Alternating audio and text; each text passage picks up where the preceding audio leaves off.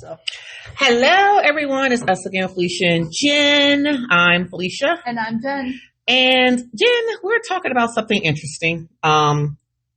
Collections. Yes. Not the people that call you wanting money because you didn't pay your bill. Right. But I'm talking about that thing that you or other people may have in their house. You may have a lot of it. Right. Do you collect anything?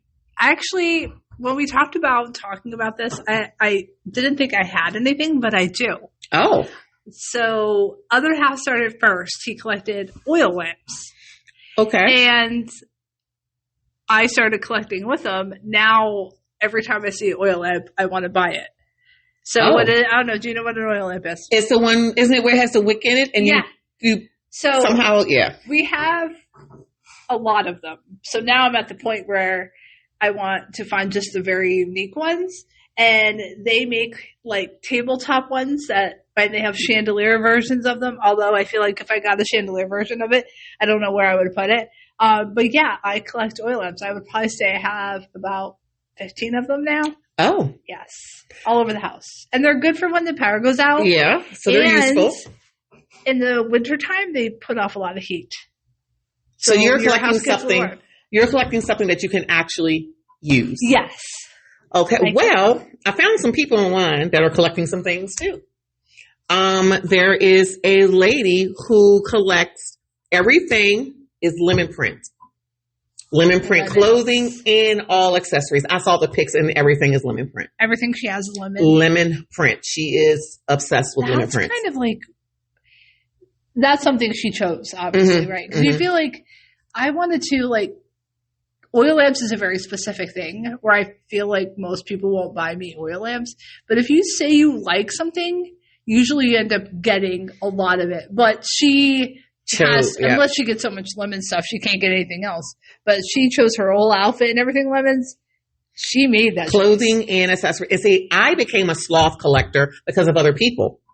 I have a tote full of sloths because I like sloths. So I have dancing sloths. I have sloth stationery. I have sloth cups, mugs, pins, pajama pants, shirts. Now I like them. I'm not complaining, but other people made me a collector. Right. Because that's Mother's Day, my birthday, you name it, I'm getting sloths. And I would take more oil lamps, but I don't think there's anything that I would like that I would love to have, like that kind of stuff. Oh. Like mugs and t-shirts and no. So there's a person who collects obituaries. Like people that they know, or that's what I'm saying. I could see, like, there are some funerals I've been to where I have saved, so I can, but I don't save everybody's. Like every funeral I go to, I don't. So that one I really don't understand. Like people obituaries. that have died in an interesting way, but usually they don't post that in obituaries. No, no, that's a very weird one to have. Let's see. How about puppets? Could you imagine going to a person's house and they have an entire collection of puppets? I'm burning it down. You can't burn down another person's house. I will tell you a story. So we just went back to Pennsylvania to visit other half's dad. And he has a lot of creepy dolls. Like, to me, all dolls are creepy. Like, they're fine when you see kids playing with them, but to have them, like, on display. And he wanted me to take a couple, and I said, absolutely not. There's just something about something staring at me, like all the horrible, like, scary movies that have been. I just envision it coming to life and trying to murder me. So, no, absolutely. Especially. So, I guess you're not going to be with the lady who collects porcelain dolls and American Girl dolls. Clowns. No, none of it. How about nuclear power plant memorabilia? So on the website, this gentleman he collects anything from a nuclear power plant.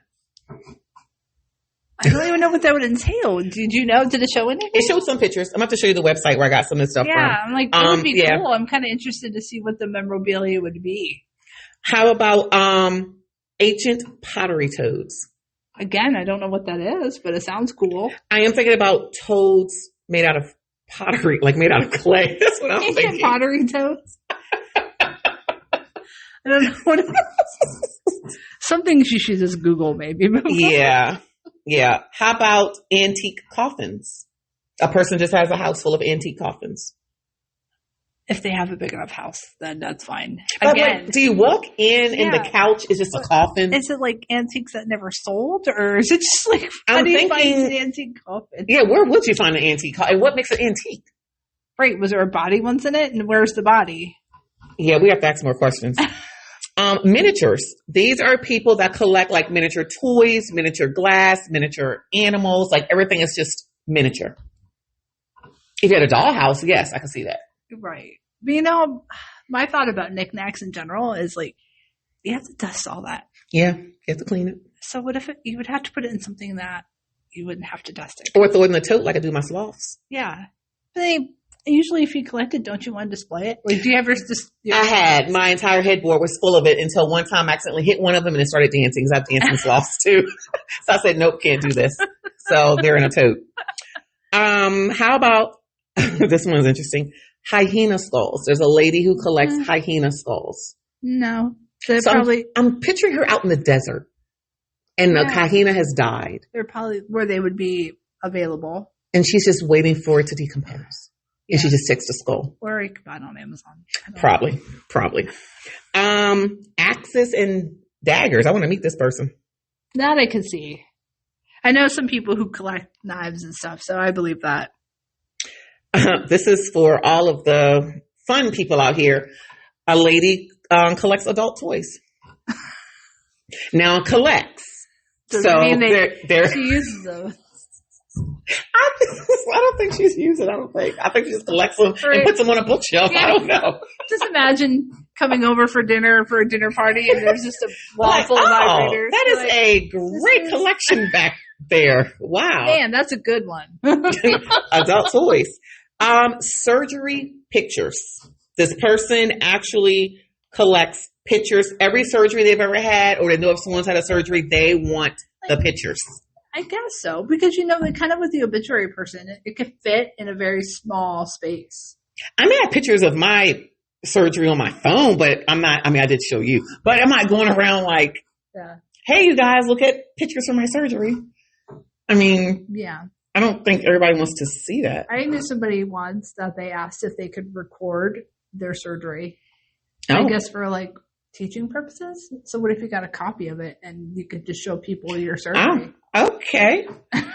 All right. How about Barbie houses? There's a lady who collects Barbie houses. They're probably worth money though. Space. All of this stuff requires space.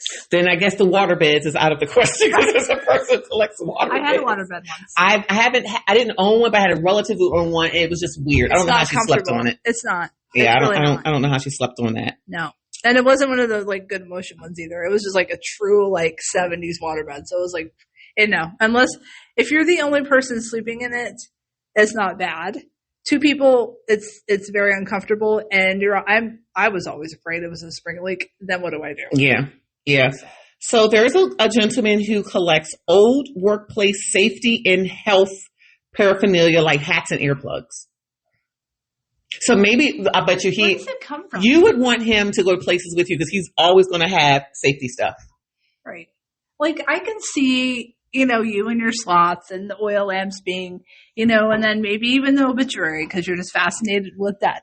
But what do you do with like earplugs? Like, is there that much of variety that you need to like display them all and see all the safety cones and all the... Maybe he's planning on one day opening a work safety museum. True. And he has all of the stuff on there. Now, here's what I think is interesting. I actually had to quote this person. This person collects dog trainer clickers. Okay, but she uses it on herself. So this is her quote. I quote, "I own a dog trainer. One of those handheld devices that make a clicking sound and is usually accompanied by a treat to train a dog to do tricks and stuff. Only one person knows that I own it. Well, hundreds know now. I don't use it for my dogs or cats. I use it for myself. I have," and this is what she uses this for, which is very interesting. She uses this for MDD, which is major depressive disorder, and antidepressants and other meds haven't helped. So I'm trying to Pablo myself into happiness. Whenever I'm out of the house, I have the device around my wrist.